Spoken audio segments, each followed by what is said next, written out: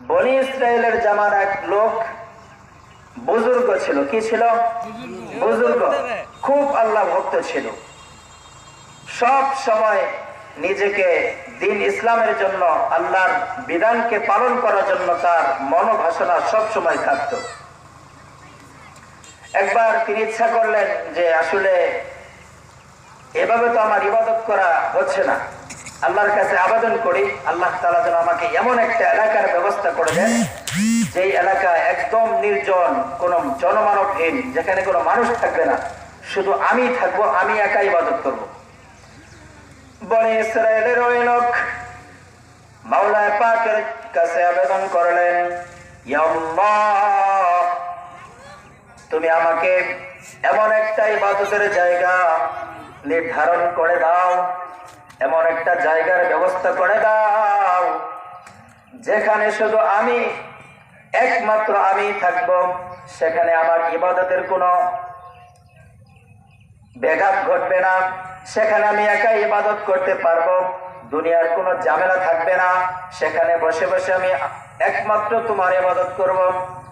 বনি ইসরাইলের ওই লোকের এই আবেদনটা, এই দোয়াটা আল্লাহ তাআলা কবুল করেছেন। আল্লাহ তাআলা ইলহামের মাধ্যমে ওই ব্যক্তিকে জানিয়ে দিলেন, অমুক জঙ্গলে যাও, ওইখানে যাইয়া তুমি তোমার ইচ্ছা মতো ইবাদত বন্দেগী করো। আল্লাহ রাব্বুল আলামিনের এই ইলহামের পরে ওই ব্যক্তি জঙ্গলে যাইয়া ইবাদত বন্দেগী শুরু করে দিল। ইবাদত বন্দেগী করতে থাকতে থাকতে 500 বছর পর্যন্ত ইবাদত করলো। সেখানে তার খাবারের ব্যবস্থা স্বরূপ আল্লাহ তাআলা একটি ডালিম গাছের ব্যবস্থা করে দিয়েছিলেন এবং একটি মিষ্টি পানির নহর প্রবাহিত করে দিয়েছিলেন। এইভাবে তিনি সারাদিন রোজা রাখতেন, সন্ধ্যার সময় ইফতার করেন, সারা রাত্রি ইবাদত বন্দেগী করতেন। এইভাবে 500 বছর পর্যন্ত সেই ইবাদত বন্দেগী করতে থাকলো। এক সময় মালাকুল মউত এসে হাজির। মালাকুল মউত এসে তার মৃত্যু ঘটিয়ে দিল। এরপরে আল্লাহ তাআলা ওই ব্যক্তিকে হাসর মাঠে জিজ্ঞাসা করবেন এরকম যে, তুমি তো 500 বছর পর্যন্ত আমার ইবাদত বন্দেগী করলা, দুনিয়ার কোনো ঝামেলার সাথে তোমাকে আমি জড়াইনি, একমাত্র আমি আল্লাহর ইবাদত করেছ, আর কোন ধান্দা তোমার ছিল না। আজকে তুমি কি আমার কাছে তোমার এই ইবাদতের বিনিময়ে জান্নাত চাও, নাকি আমি আল্লাহর দয়ায় তুমি জান্নাত চাও? কাকে প্রশ্ন করলেন?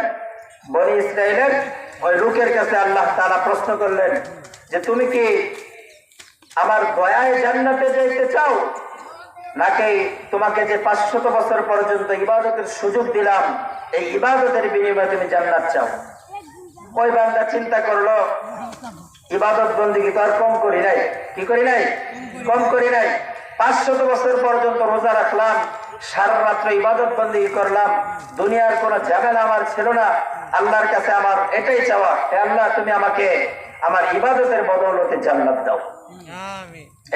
এটা বনি ইসরায়েলের লোকটা আল্লাহর কাছে আবেদন করলেন।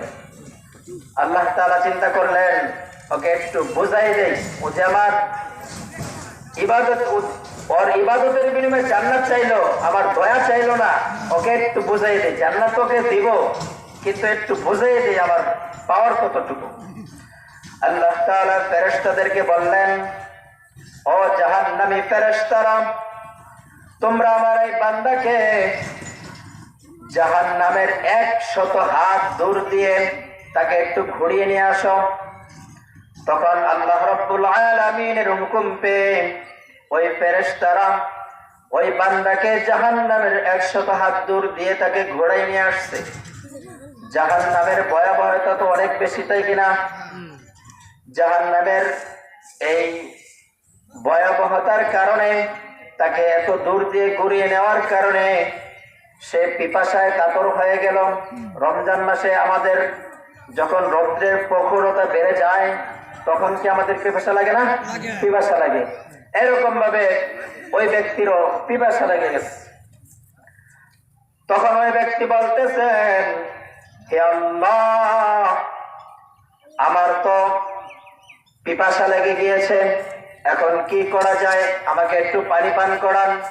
আল্লাহ তাআলা জিজ্ঞাসা করবেন, ও বান্দা, তোমার পিপাসা লেগেছে ঠিক, তোমাকে পানি পান করানো হবে ঠিক, কিন্তু একটা শর্ত হইল, তোমাকে যে 1 গ্লাস পানি পান করানো হবে, শর্ত হইল এই 1 গ্লাস পানির বিনিময়ে তুমি যে 500 বছর পর্যন্ত আমার ইবাদত করলাম, এই ইবাদতের সওয়াব এখানে দিতে হবে।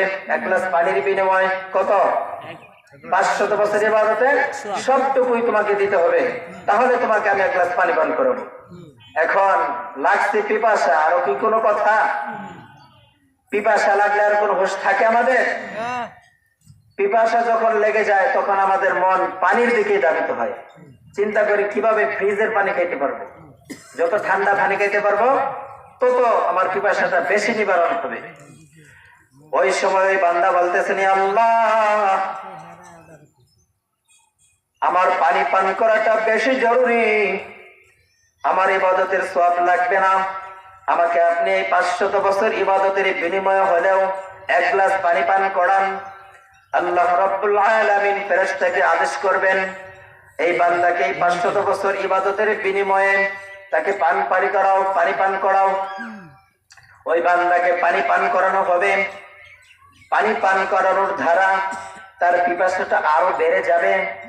এরকম আমাদের হয় কিনা?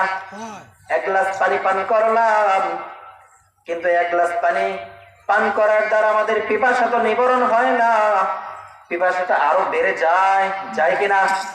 আরো বেড়ে যায়, আমাদের পিপাসাটা আরো বেড়ে যায়। ওই বান্দার ওই মুহূর্তে পিপাসাটা আরো বেড়ে যাবে, তখন সে আবারও আল্লাহর কাছে আবেদন করবে, হে আল্লাহ, 1 গ্লাস পানিতে আমার পিপাসা নিবারণ হয় নাই, দয়া করে মায়া করে যদি আমাকে আরেকটু পানি পান করাইতেন। তখন আল্লাহ বলবেন, তুমি তো 500 বছর ইবাদত করেছো, ইবাদতের বিনিময়ে তোমাকে 1 গ্লাস পানি পান করাইছি, এখন তো তোমার আর কোনো ইবাদত বন্দেগী জমা নাই, তোমাকে চাইলেই তো আমি পানি করাবো না, তুমি যদি আমাকে আরো কিছু ইবাদত দাও তাহলে এর বিনিময়ে হয়তো তোমাকে আরেক গ্লাস পানি দেওয়া হবে। তখন বান্দা বলতেছেন, আল্লাহ, আমার তো আর কোনো ইবাদত বন্দেগী নাই, যা ছিল ওই 1 গ্লাসের ভিতরেই তো চলে গেছে। এরপর ওই বান্দা বুঝতে পারলো আল্লাহ তাআলার দয়া ছাড়া কখনো জান্নাতের আশা করা যায় না। ইবাদত বন্দেগী দিয়ে আমরা জান্নাত পাবো না। ইবাদত করতে হবে, সাথে সাথে আল্লাহ তাআলার দয়া আশা রাখতে হবে, যে যদি আল্লাহ দয়া করে তাহলে হয়তো জান্নাত পাবো। যদি আল্লাহ দয়া করে, আল্লাহর দয়া ছাড়া জান্নাত সম্ভব না। এজন্য আমাদের ইবাদত তো করবই, সাথে সাথে মাওলানা পাকের রহমত